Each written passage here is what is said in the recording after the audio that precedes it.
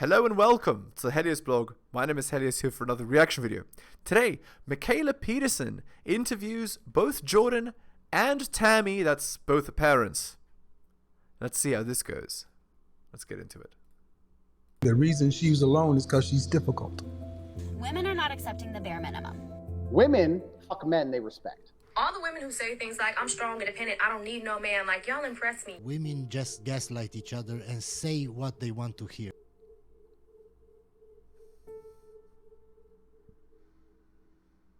Yeah, well, we won't say anything that we don't want to share, but we've talked a lot about our personality differences and similarities and figured out, at least to some degree, how to appreciate them and how to negotiate in relationship to them. Mom, what do you think? Are you ready? Yeah, I'm ready. Okay. We're going to start with agreeableness. So, Dad, you scored 95th percentile in agreeableness. That's sad. And Mom, you scored 29th percentile in agreeableness. That's different. Interesting. Okay, so do you guys know how percentiles work? Let me explain how percentiles work. So the way that percentiles work is like this. When a person is high in percentile, it means that they're better than that many percent, or they're higher than that many percent. So for example, if you're 95th percentile, it means you're higher than 95% of people. You're more than 95% of people at whatever it is.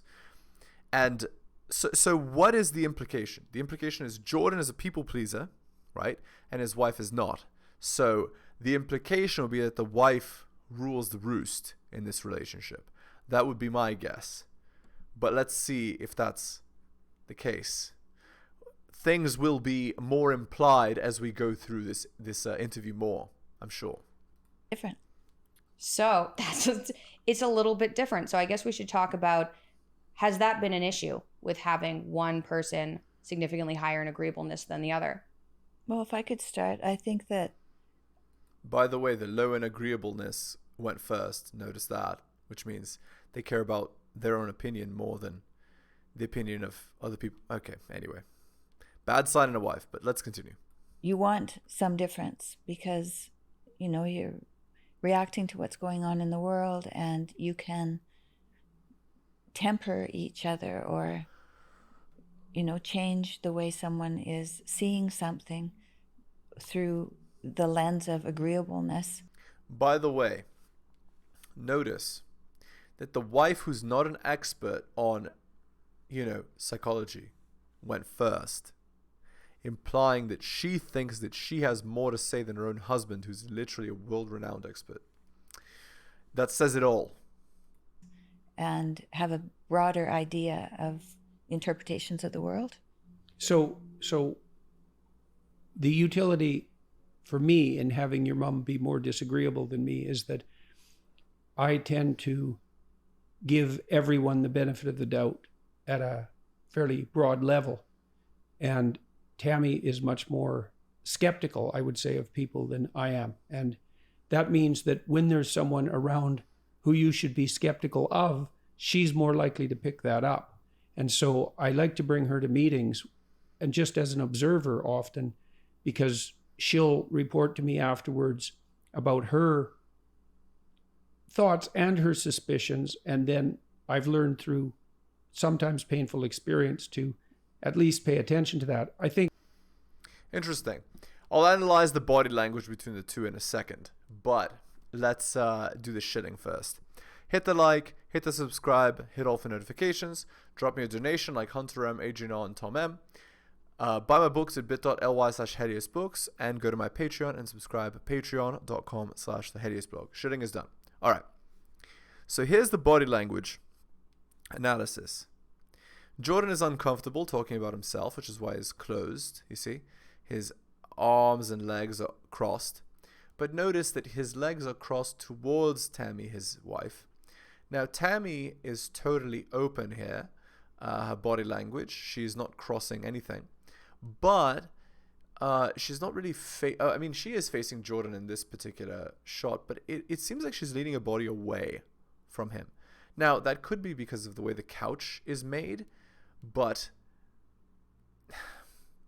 again, I'm just not feeling very lovey energy from her. Okay, anyway, we'll see as the interview continues if I'm right or not.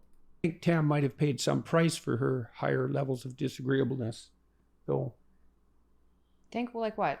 Well, when you're disagreeable, you tend to say no. That's right. Does that have anything to do with extroversion as well, though? Yeah. If you're enthusiastic, you tend to say yes. So Well, we won't talk about my enthusiasm yet. We're going to get there. Yeah, we're going to get there. now, But I think it has something to do with me saying no and also wanting my own way. Stubborn. Yeah. Oh, by the way, here's what I wanted to say. One of the classic signs of a person that like a girl that you don't want to date is bulldog face. So bulldog face is a woman that frowns all the time. Can you see how on Tammy she has like the lips curled down, bulldog face, the jowls beside the mouth curving down? Yeah, that's a red flag. That's a sign of a disagreeable person. You want your girl to be agreeable. You are the disagreeable one. That's the idea. Yeah, I want my Ooh. own way. yeah, Here. Already 2 red flags, right? She's high in disagreeableness and she wants her own way. So as I said, she rules the roost. You see, I was right.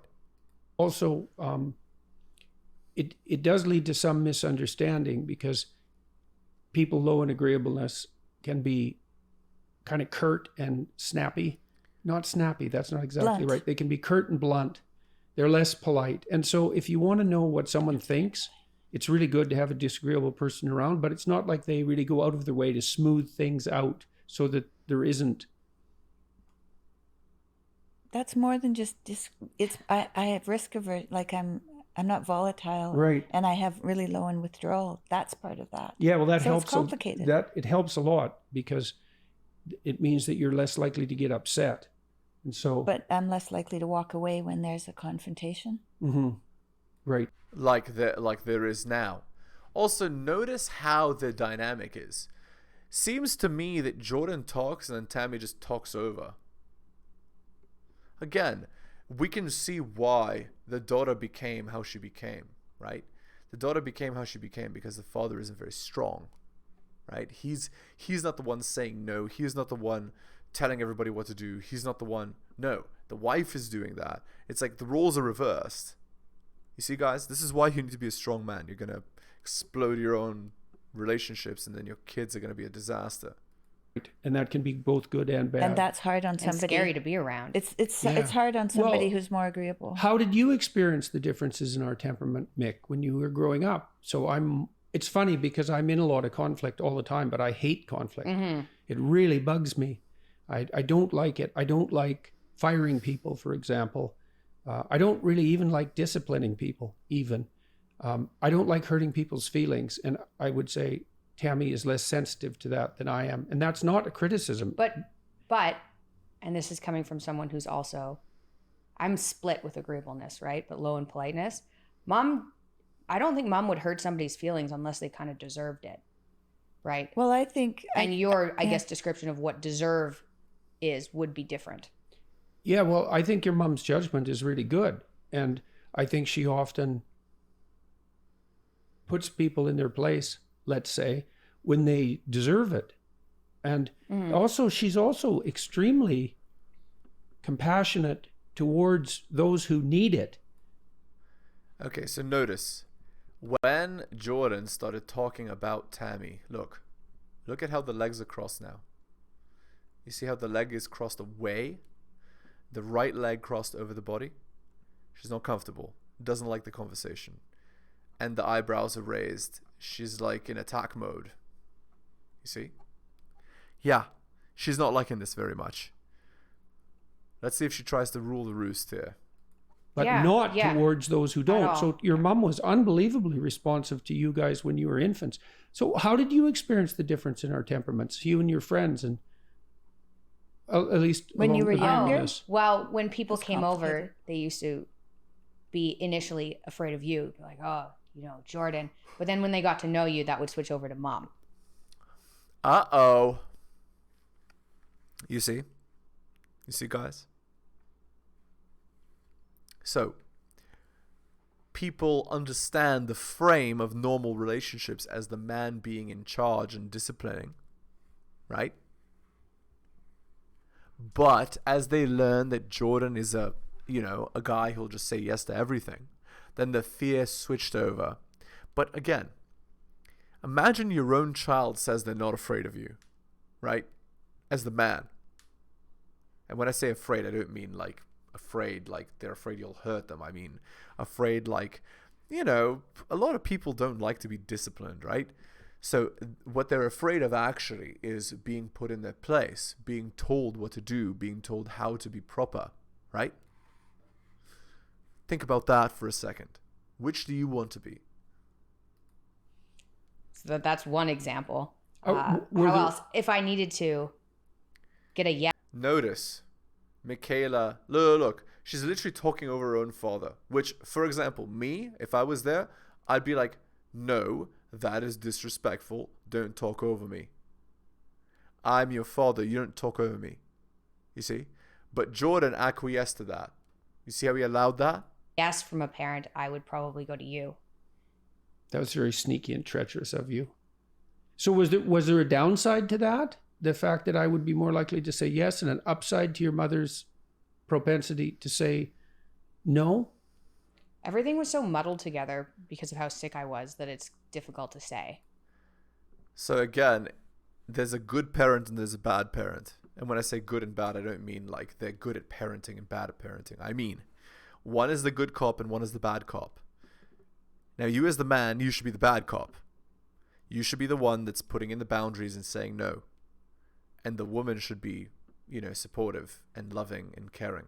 Now, of course, you as the man will also be supportive and loving and caring, but not at the expense of discipline, boundaries, values. It's very important.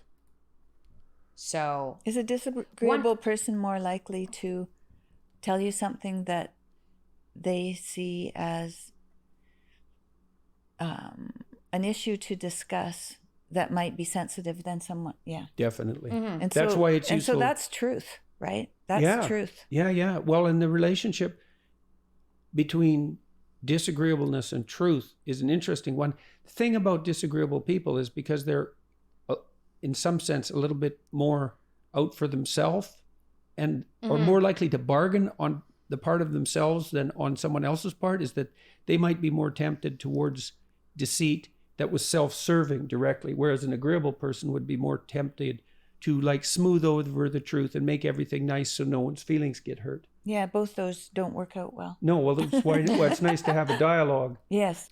So this is why so many girls, they have trouble saying what it is that they want because they don't want to, muddy the waters or they don't want to bother anyone.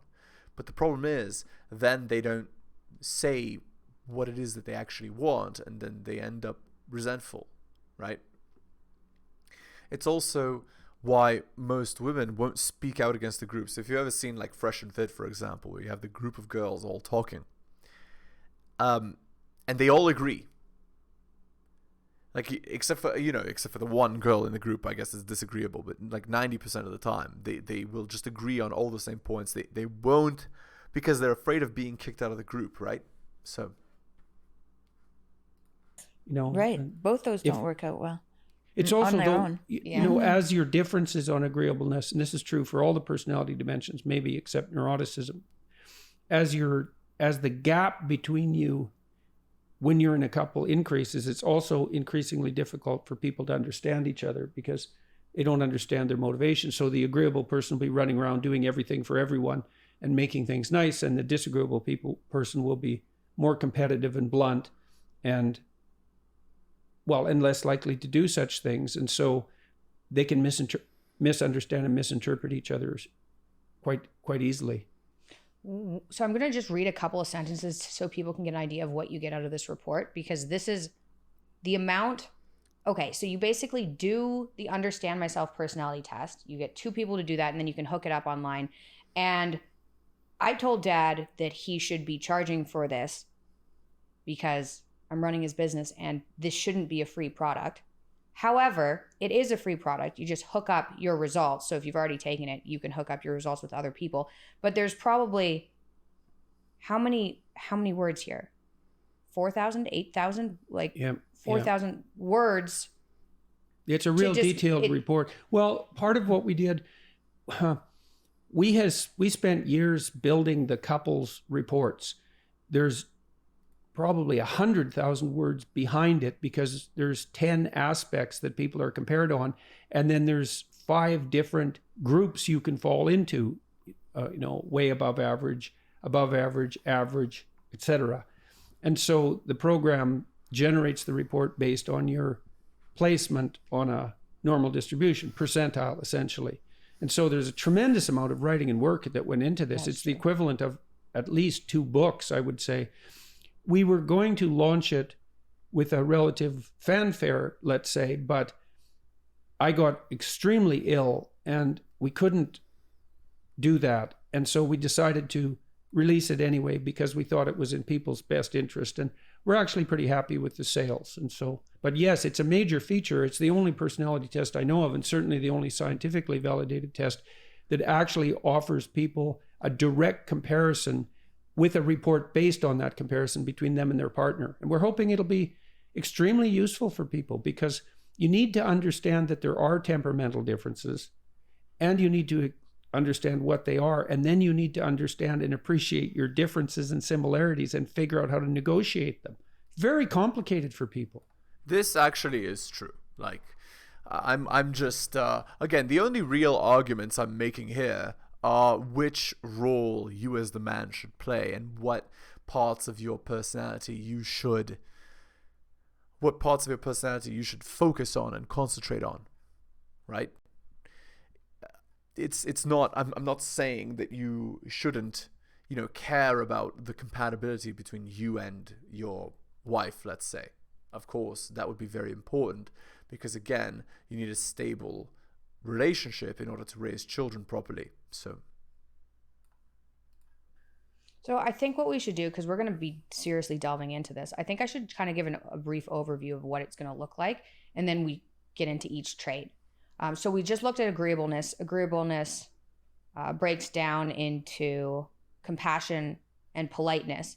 So we'll do a comparison between agreeableness overall and then dad's compassion level, mom's compassion level, dad's politeness level, mom's politeness level. So when he said 10 aspects, it does the 5, openness, conscientiousness, extroversion, agreeableness, and neuroticism, breaks all those into 2 aspects and then gives you a comparison. It's a lot of information here. Yeah, and that's based on an instrument called the Big 5 Aspect Scale, which I developed with my students, particularly Colin DeYoung, who was lead author on that paper. And it's become one of the standard means of assessing personality psychometrically in the research literature, and also has been used by now tens of thousands of people online. So I think it's reasonable to say that it's the best personality instrument currently available in terms of the breadth and the detail of its coverage. And it's certainly the only one that offers this couples comparison. So do you guys think I should just kind of burn through some of this and you can stop me? Yeah, well, you can just ask questions and yeah, that would be fine. So let's go to, so we covered agreeableness. Agreeableness breaks into compassion, politeness. Compassion, dad, you scored 96th percentile, and mom, you scored 48th percentile. So oh man, it's amazing. So if you look at Jordan, he looks like he's a little bit in the hot seat, right? And look at the wife. Oh man, one picture sums up 1,000 words. Oh man.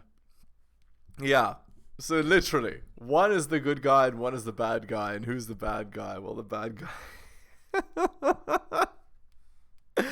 Yeah, I mean, it's funny because I see the body language. I can just instinctively know what's going on, right, between the man and the woman, and then you hear the report, and it's like exactly like the guy in this case is 50% more compassionate and so on. It's hilarious. All right. Anyway, let's continue. Some of the information you get here, this is you. You are likely to be highly conflict averse because you'll be concerned about causing your partner negative emotion. Your partner, mom, is likely to be capable of engaging in conflict, and he or she will be a bit less concerned about causing you negative emotion. So that's one sentence out of, a large paragraph just describing the implications of compassion as a couple. So I'm going to just keep going, and you, maybe mom too, comment if you want to comment about what this kind of thing means. Dad, I had to learn to, I would say, engage in conflict, especially when it conflicts with compassion. I've been in a lot of conflict, and I don't find it pleasant, and I don't like upsetting people at all. It really bothers me. And but I did learn that conflict avoided is conflict delayed and magnified. And so it was a cross-temperamental learning process for me. I had to learn to work against my temperament in order to engage in conflict that was necessary when it was necessary. And so that conflict perhaps came more naturally to your mother or with less internal opposition. Yeah, I don't think it bothered me as much. But we all Man, guys, like, you see, like, it's you can't really make this crap up.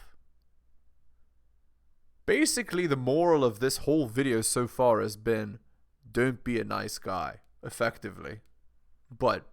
And Jordan Peterson is clearly a nice guy. And when I say nice guy, I mean the quote-unquote nice guy that we think about when we think of nice guys. always worked through our problems until we had resolution. And you were very persistent in making sure that we found our resolution. And I don't know exactly what that was about, if it had anything to do with your personality.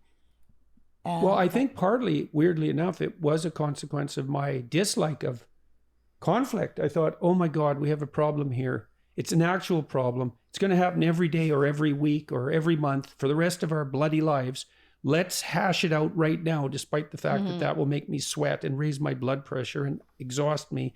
Because if we could actually negotiate our way through it and come to a solution, we wouldn't have to have a fight anymore. Yeah, and that worked. We went through our problems, and we still continue to go through our problems. We don't rehash stuff all the time. No, well, we made rules too. Like when we were talking about an issue, it might have been something as trivial as who was going to clean up the bathroom sink and how quickly after they used it.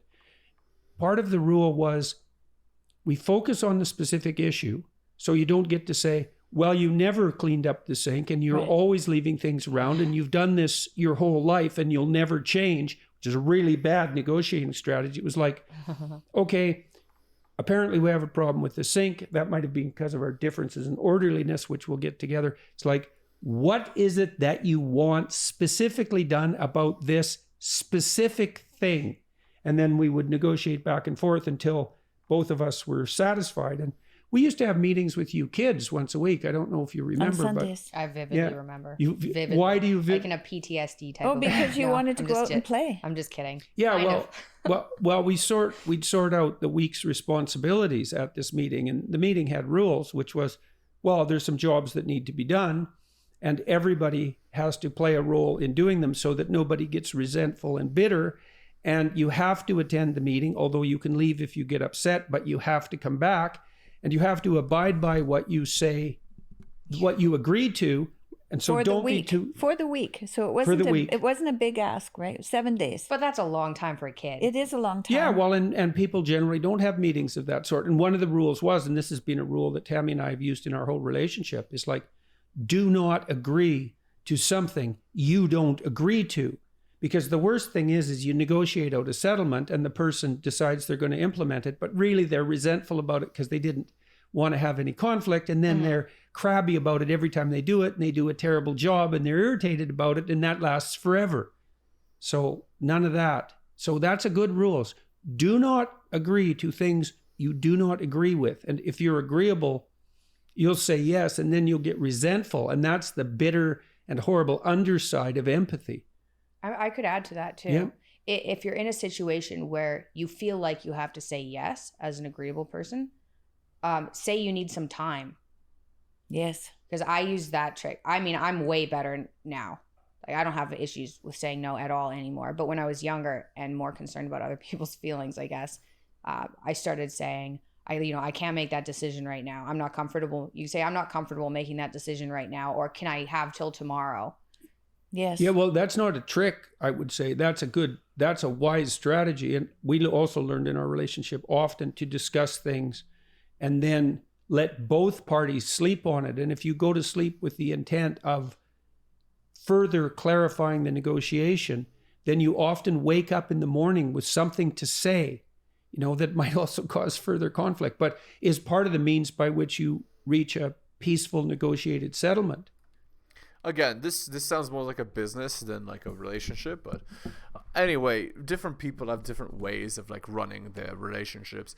I don't know how much lovey-dovey stuff is in this relationship, to be honest. It seems very cold to me. I don't know if anybody else gets this impression, but that's the impression I get. They're not very...